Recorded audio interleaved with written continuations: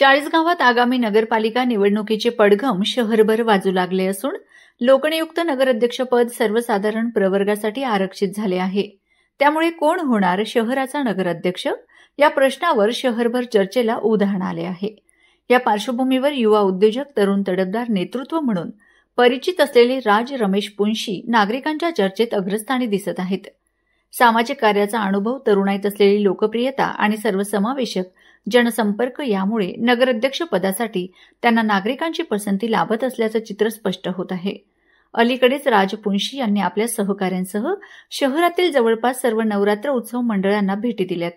या भेटीदरम्यान त्यांनी कार्यकर्ते व स्थानिक नागरिकांशी संवाद साधत त्यांच्या अडचणी जाणून घेतल्यात. यापूर्वी गणेश उत्सव काळातही त्यांनी गणेश मंडळांना भेटी देत शुभेच्छा दिल्या होत्या. त्यांच्या या सातत्यपूर्ण गाठीभेटी व लोकांशी असलेला थेट संवाद तरुणाईपासून ते वृद्धांपर्यंत उत्स्फूर्त प्रतिसाद त्यांना मिळताना दिसत असून नागरिकांमध्ये लोकनियुक्त नगराध्यक्ष पदासाठी राज पुंशी यांच्याकडे प्रबळ दावेदार म्हणून पाहिले जात आहे. Anand Gangurde, India sting news, Chalisgaon.